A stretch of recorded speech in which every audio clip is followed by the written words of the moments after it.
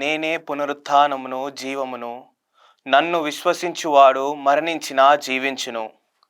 క్రీస్తునాథుని యందు ప్రియ సహోదరి సహోదరులారా, నేటి శుభవార్త పునీత యోహాను గారు రాసిన శుభవార్త 19వ అధ్యాయము 11 నుండి 27వ వచనాల్లో మనం గమనిస్తే, యేసు ప్రభువుకు మరియు మార్తమ్మకు మధ్య జరిగిన గొప్ప సంభాషణను గురించి మనకు కళ్ళకు కట్టినట్టుగా కనిపిస్తూ ఉంది. ఇది ఒక విశ్వాసానికి మరియు సాక్ష్యానికి సంబంధించిన సంభాషణ. వారిద్దరి మధ్య జరిగిన సంభాషణ నుండి మనము రెండు ముఖ్యమైన ఆధ్యాత్మిక సత్యాలను గ్రహించవచ్చు. మొదటిది, యేసు ప్రభు తన దైవత్వాన్ని ప్రకటన చేయడం. నేనే పునరుత్థానమును జీవమును అని యేసు ప్రభు చేసిన ప్రకటన మన క్రైస్తవ జీవితానికి మధ్యమవుతుంది.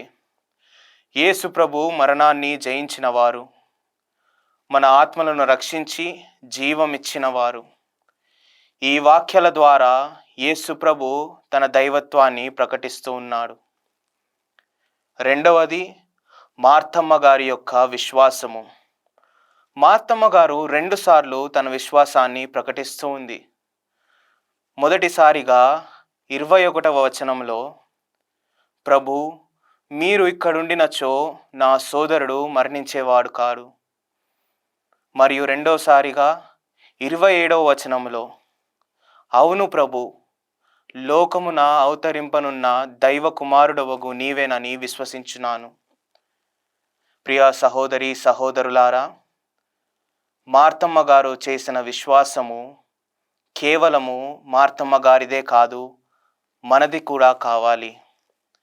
మన జీవితాల్లో ఎన్నో బాధలకు, నిరాశకు లోనైన మనము మార్తమ్మ వలె మన విశ్వాసాన్ని పెంపొందించుకోవాలి. మార్తమ్మలాగనే యేసు ప్రభు చెప్పిన మాటలపై, ఆయన పునరుత్థాన శక్తిపై గట్టి విశ్వాసమును దయచేయమని ప్రార్థించుకుందాము. ఆమెన్.